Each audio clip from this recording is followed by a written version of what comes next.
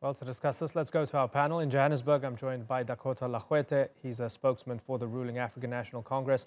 In Cape Town is Thomas Walters. He's an opposition member of parliament with the Democratic Alliance who helps oversee rural development and land reform.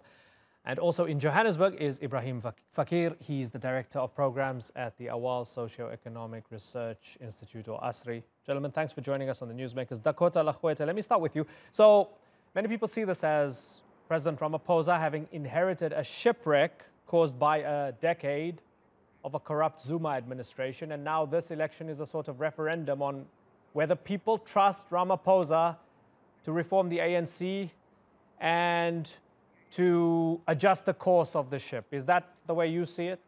No, thank you very much for the opportunity. For us as the African National Congress, we waged one of the toughest campaigns in our history since the new dispensation. As the African National Congress, we were happy that through the stewardship and leadership of President Cyril Ramaphosa, we have managed to make an impact. We were the first ones to acknowledge our mistakes, and we are willing to self-correct, renew, and give South Africa a new shape and a new cusp of hope going forward to the future in terms of the creation of jobs, in terms of growing the economy. Those are the things that we think are going to be very much important.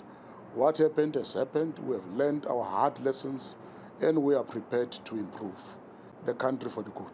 Okay, Thomas Walters, the ANC did what they needed to do by getting rid of Jacob Zuma, which I guess makes it more difficult for you guys in the DA as the leading opposition party. You might have had an easier figure to go up against in this election if Jacob Zuma was still around. What do you have to offer South Africans that the ANC does not? The Democratic Alliance, and it's not the Democratic Alliance itself saying so, it is government's own its own studies, its own report shows that the Democratic Alliance, where we govern, we're the best governments. We deliver services, we deliver jobs, we deliver services. The top province in South Africa is the Western Cape, again, according to the Auditor General reports. In the top 20 municipalities, it's predominantly Democratic Alliance local governments. So we offer genuine good governance. We offer action against corrupt officials. It didn't take us 8 motions of no confidence to deal with some of our political figures, to expel them when they were just accused of inappropriate action. The ANC stuck to Jacob Zuma. Eventually, after 8 motions of no confidence, finally acted against one individual, but there's still a number, 22 members of parliament, or on the list, parliamentary list of the ANC, people by the ANC's own integrity commission that are not supposed to sit there. The ANC itself, as a party, said, the one part of the ANC said they shouldn't be there, another part of the ANC just protected them, and they're still on the parliamentary list. So corruption, unfortunately, doesn't begin or stop with Jacob Zuma. It's intrinsic in the ANC. Thomas, would you agree that we know that the ANC will win? It's just a question of by how much? No, I don't agree. Firstly, there's 2 types of elections taking place. First, a national election, where the ANC in the latest polls are dipping into the low 50s. Some polls also indicate that they're in the high 40s. So I would say if one had to argue on probabilities, one can argue yes, but that it's a fact, that it's something like the sun rising in the east. I don't agree. And it's very clear that in 3 to 4 out of the 9 provinces, the ANC is in serious trouble. Okay. Ebrahim Fakir, I want you to address something for me. Before you expand on what the previous 2 gentlemen said, why are so many people apathetic? I was reading a Daily Vox article with young fallists, right, as they call them.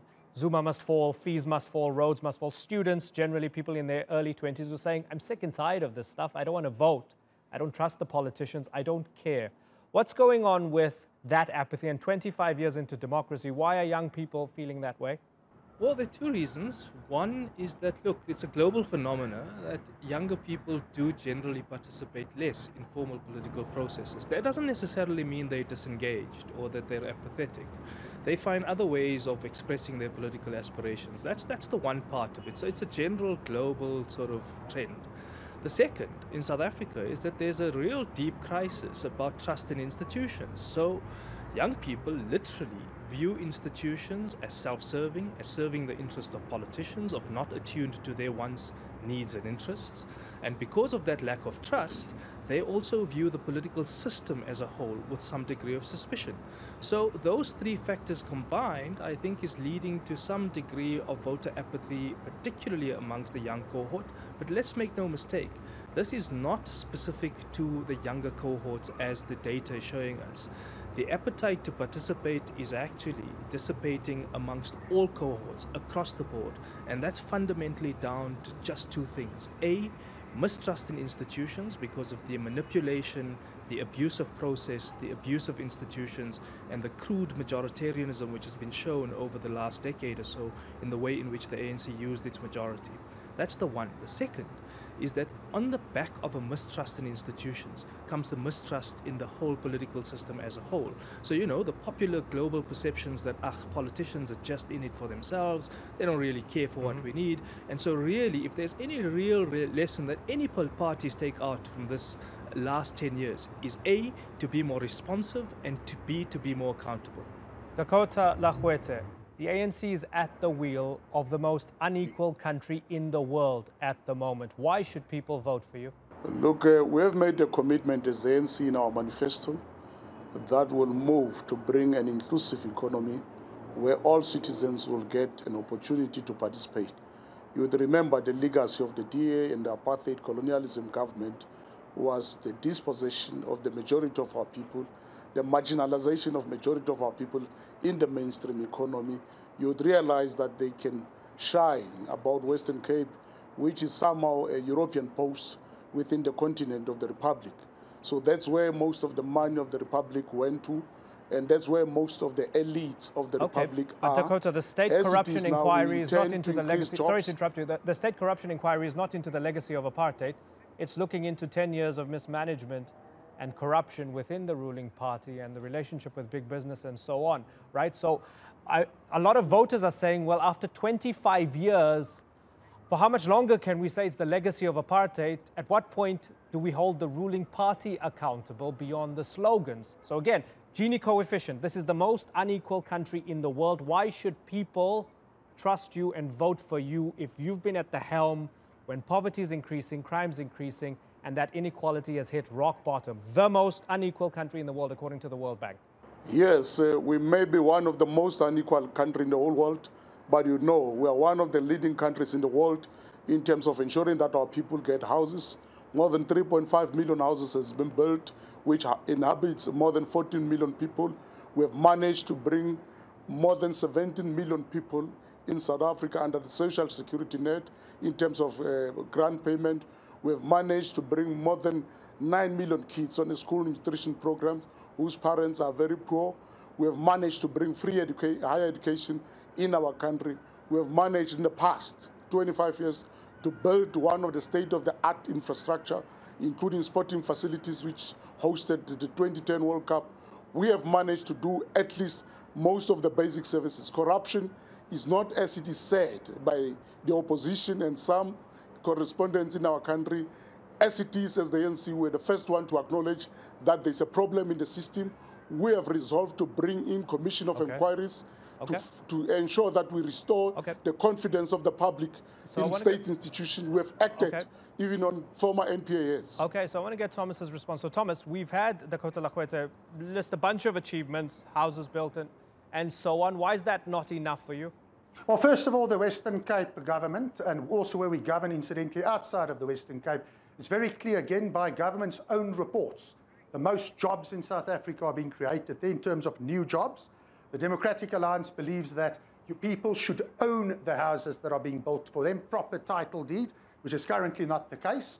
We believe that the poor should own shares in the economy in terms of the approach that needs to be taken to privatization, of introducing competition and new investment into our economy. We should encourage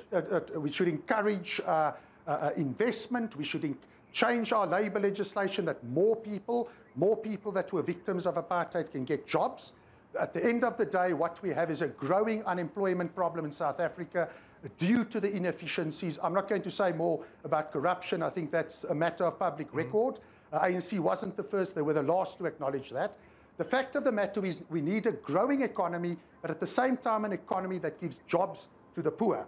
And that is what the DA has done. That is what the kind of infrastructure that the DA does. I can mention a lot of policy points, but for starters, we believe in every community that you have catapult centers, ensuring that local business is supported, jobs are created. Okay, let me ask you something. There's a likelihood that you might have to go into an alliance with the EFF, who could be considered radically on the left, who want land expropriation without compensation. You're championing property rights here. And on the other hand, in order to beat the ANC, if, as you say, the ANC might only get high 40s or just about 50%, the only way you might beat them is if you go into alliance with the EFF, who are radical, Julius Malema's group, his party. How are you going to make an alliance with them on a national scale, as you have on the local scale, where you guys are saying property rights are sacrosanct and they're saying seize the properties and give it to the majority? Well, in fact, we had this exact kind of conversation in 2016 as well. The Democratic Alliance and the EFF have some fundamental principle differences. It's something that both parties are very clear that they disagree on, and we're not going to change one another's minds. We believe the Constitution in South Africa is sacrosanct. We believe private property rights, individual property rights, the property rights of the poor, that is sacrosanct. That is something that we protect. We are not prepared to go into government and take power at all costs. There's certain principles that we hold dear, and that's non-negotiables for us. I'm sure the same is the case with the ANC, and I'm sure it's the case with the EFF. And obviously, coalition conversations will be based on which party respects one another's non-negotiables the most, and what space can be created to work together. But those things are sacrosanct to the Democratic Alliance. Okay, so Ebrahim Fakir, we talk about inequality, we talk about that Gini coefficient, we talk about crime, we talk about the economy not doing well, unemployment, right? What's at the heart of this election? Is it land? Is it the fact that land has been a major part of the debate right now, or is it something else? Actually, it's not. The reality is, if you look at survey after survey and you ask ordinary South Africans what are the topmost issues that concern you, it's affordable housing, it's affordable transport, it's jobs fundamentally, it's about reduction of inequality, and it's about opportunity. Land and the question of free higher education, just as an aside, actually rank very, very low in terms of what people's interests actually are.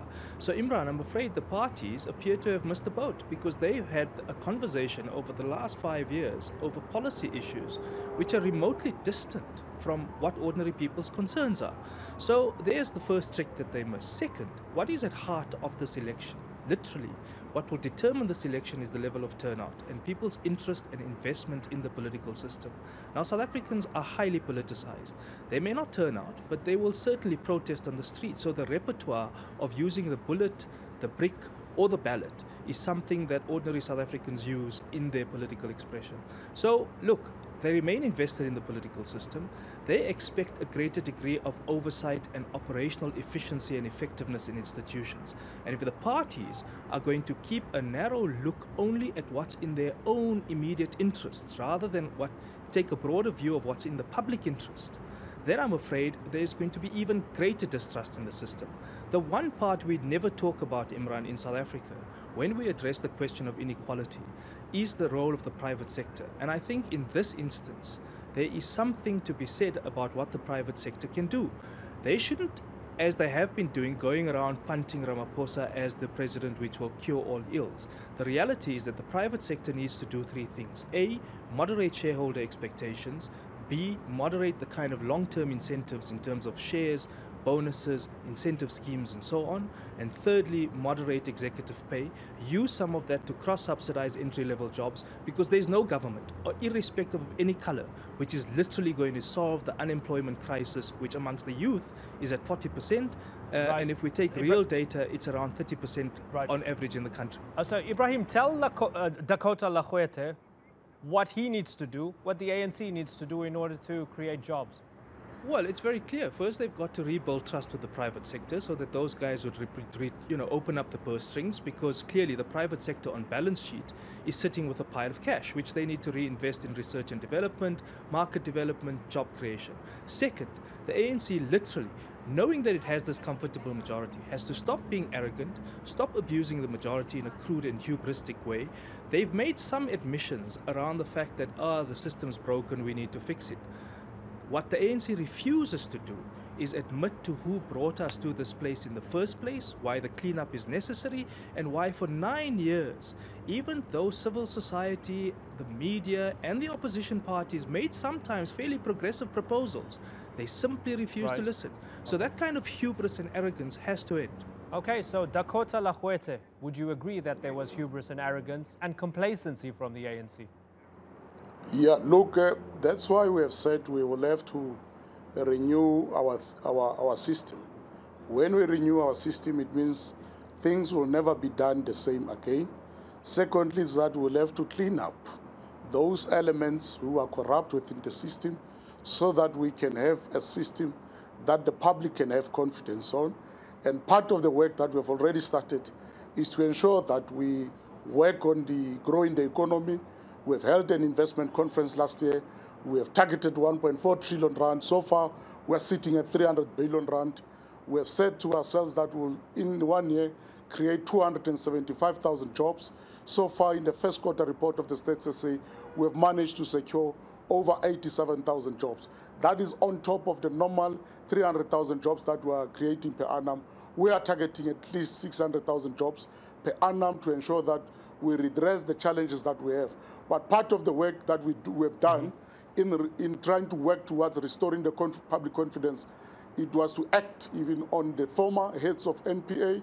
So far, the Mokoro Commission's report and recommendations that they be fired, the president has fired them. We are working now on ensuring that whoever was implicated in the Zondo Commission is followed by the NPA, is followed by the NDPP, to ensure that whoever is found in conflict with the law, no matter you're a leader of the ANC, no matter you're a public servant, we must act, law enforcement agencies must act against you, so that we have the necessary confidence and trust of our people. And so far, that will be demonstrated on Wednesday, the trust that our people have. We are not arrogant. This time, we have humbled ourselves. We have learned our hard lessons. We want to ensure that this particular country grows, it succeeds, it develops its people. And so far, our people, they have given us clear mandate from the door-to-doors that we have done. So fight corruption, create jobs, deal with all those particular issues which are a problem to our society. So let's wait and see and listen to what the South African people have to say on Wednesday. Gentlemen, it's been great to talk to all of you. Looking forward to having you back on the Newsmakers sometime after the election. But for now, let me thank you and wish you all the best.